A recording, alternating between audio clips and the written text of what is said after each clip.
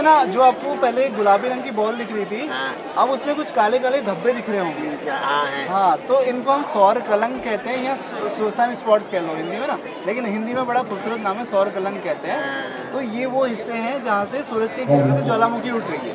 ये ऐसा अनुभव है कि किसी ने कल्पना भी नहीं की है, क्योंकि ऐसी कल्पना कोई कर ही नहीं सकता कि सूरज में भी ऐसा होगा। और वो जो किताबों में देखे ना वो एक अलग ही होता है। और सबसे इंटरेस्टिंग बात बताऊं, ये धब्बे घटते बढ़ते रहते हैं। और सबसे इंटरेस्टिंग बात, ये हमेशा सम संख्या में होता है। 2, 4, 6, 8, 10, कभी आपको 11 नहीं गिनेंगे, 17 नहीं गिनेंगे। अब तक तो आप पहचान ही गए होंगे बहुचर्चित टीवी धारावाहिक ऑफिस के किरदार पांडे जी को। लगभग 8-9 साल चलने वाले इस धारावाहिक में पांडे जी के अभिनय को खूब सराहा गया। छोटे पर्दे की लोकप्रियता आपको जल्दी ही बड़े पर्दे तक लेकर आई, जहां आपको आपकी दमदार अदाकारी के लिए जाना जाता है। उत्तराखंड से निकलकर आप भले ही मायानगरी पहुंच गए, लेकिन आपका निरंतर पहाड़ से लगाव वंदनीय है। सरल, व्यवहारिक और दिल से बात करने वाले हेमंत पांडे जी से पंतनगर किताब कौतिक में छोटी सी मुलाकात में हुई वार्ता आपसे साझा कर रही हूँ। नहीं, मैं वाकई पिरूल को इतनी इज्जत मिलेगी, पिरूल ने कभी 7 जन्म में नहीं सोचा होगा, ये चीड़ के पेड़ के पिरूल ने। और आज ये हमारी बहन ने इतना बढ़िया पिरूल को इज्जत दे दी कि कल्पना भी नहीं कर सकते। तो आपको और आपके इन तमाम प्रयासों को बहुत बहुत शुभकामनाएं। हम चाहते हैं कि उत्तराखंड ही नहीं पूरे विश्व में हमारे उत्पाद जाएं। धन्यवाद। युवा अपने सेल्फ एम्प्लॉयमेंट कर रहे हैं, इनके लिए नहीं, हमें बहुत अच्छा लगा कि देखिए उत्तराखंड हर व्यक्ति के हाथ में बनाना लिखा हुआ है। आप इस तरह का प्रयोग अपने घर पे उत्पाद बना रहे हैं, तो ये हमारे लिए कहीं ना कहीं हमारे आर्थिक स्तर को ऊपर बढ़ा रहा है, उत्तराखंड में रोजगार दे रहा, घर में आप रोजगार कर रहे हो, तो हमारे लिए बड़ी खुशी की बात है। और हम चाहते हैं कि ये चीज़ उत्तराखंड में नहीं पूरे देश दुनिया में जाए।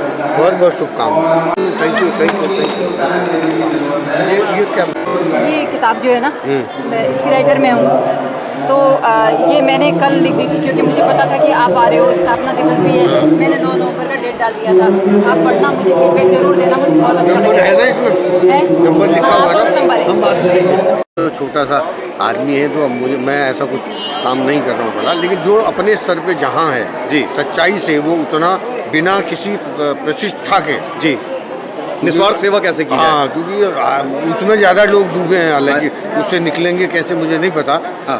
तो उसके बजाय बिना प्रतिष्ठा के आप चुपचाप भी आपको कोई काम करते रहें और भले ही लोगों को पता न लगे, तो सच में उत्तराखंड और बड़ा अच्छा तरक्की कर। 50,000 किताबें इस छोटी सी जगह पर हैं, तो हमारे बच्चे जिसने पढ़ना होगा, जिसने नहीं पढ़ना होगा तो जिंदगी लगा लेगा, जो भी नहीं पढ़ेगा, लेकिन जिसने पढ़ना होगा उसको आगे बढ़ना ही होगा। आप स्टॉल में भी देख सकते हैं, इतने बच्चे एक साथ किताबें देख रहे हैं, खरीद रहे हैं, पढ़ रहे हैं।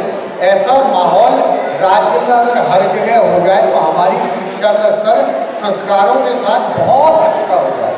बहुत बहुत धन्यवाद, बहुत बहुत शुभकामनाएं। जी गया, जय गया, खुश गया, नमस्कार।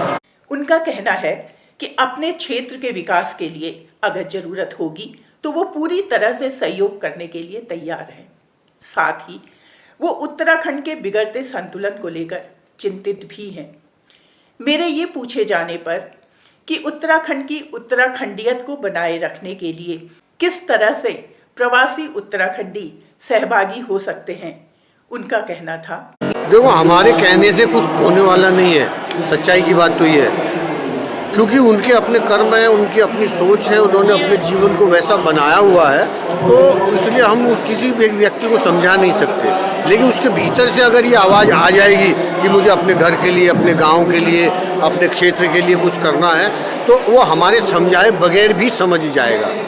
जैसे बच्चों के साथ जो केस लागू होता है, वो बड़ों पे भी वही चीज़ लागू होती है। लेकिन जड़ें अपनी ओर आखिरकार खींचती हैं, जैसे दराती है, वो आप घास तभी कटेगी जब वो आपको अपनी ओर खींचेगी, तो वो प्रकृति का नियम तो लागू होगा ही होगा। आप कैसे समय निकाल पाते हैं? मैं नहीं, ऊपर वाला समय निकाल देता। सोच जैसी आप रखते हैं वैसा जीवन होता चला जाता है हर व्यक्ति का। मैं भाग्यशाली हूँ कि महीने में 3 बार अपने गाँव जाने का मौका मिल जाता है मुझे। तो ये तो आपके अपने सोचने पर है। बस है क्यों कि आप कैसा चाहते हैं, वरना ऐसे लोग भी हैं जो 3 साल हो गए अपने गांव नहीं जा पाए, 4 साल हो गए नहीं जा पाए। ये आपकी सोच और स्थितियाँ, मजबूरियाँ भी हैं। आप देखिए समाज में कितना बदलाव आ रहा है, कितना चेंज आ रहा है। लोग बाग अब इस छोटी सी जगह पे 60,000 किताबें कल्पना की थी हमने, सरकार भी ऐसे प्रयास करेगी तो इधर आइए। तो लेकिन ऐसे लोग और सरकार मिलकर के चीज़ें कर रही हैं तो उसकी संभावना और बढ़ जाती है।